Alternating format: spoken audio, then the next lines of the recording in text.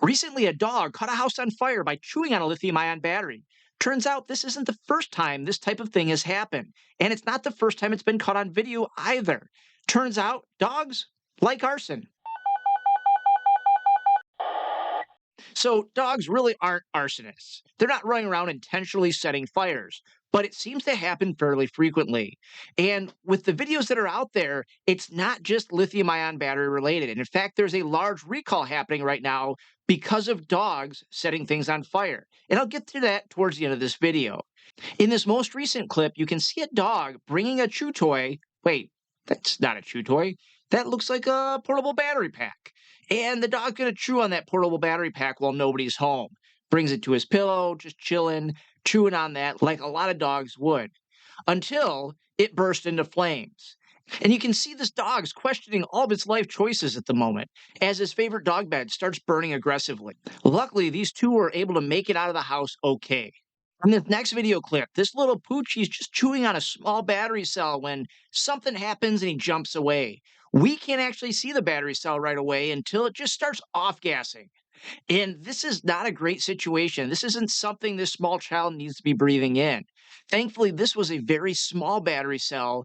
There don't appear to be any injuries or major fire damage due to this cell failing. But it's a different story for this next clip. You see this guy right here relaxing in the middle of the floor, and all of a sudden, things escalate very quickly. As that battery goes into thermal runaway, the two dogs run off. They run right to the door. They know exactly what they need to do. Get out of that building. And boy, is that one dog trying. Sometimes, though, the dog actually is the hero in the situation, stops catastrophic thermal runaway from happening. You see what appears to be a battery charger catch on fire. And this dog, he knows exactly what to do. He goes over to the cord and he tries to unplug it. It may take 2 or 3 attempts, but he eventually gets that charger unplugged and just like nothing happened, goes back to his bed and lays back down. And it turns out that dogs start about 1,000 fires per year. And that's what's tied into this latest recall from Samsung. They're recalling a bunch of stoves because of this problem. People or animals are bumping the knobs on stoves, turning on that stove, turning on the burner, and catching things on fire.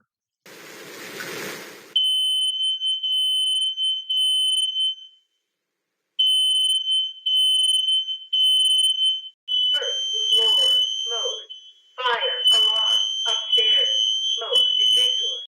Most of the time, what you're seeing, these dogs are just curious, or there's some type of snack in the stove, and they're going up there trying to have a look.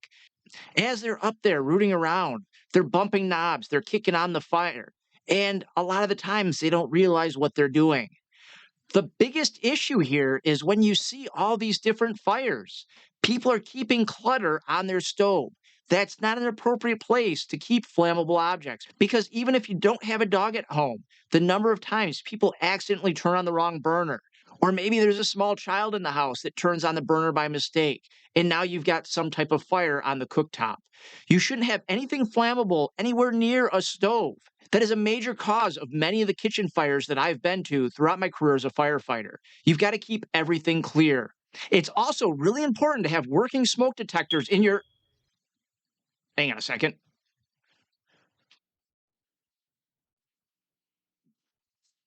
In your house, but make sure that you check the batteries in these things. You don't want that thing chirping at you nonstop. So I'll pull this battery out. I'll get a new one in here, and we're going to make sure things are safe. So now I got the new battery. Very easy to do. It took me a few seconds, and it's ready to go back up. So now that that's in place, do me a favor, check your own smoke alarms.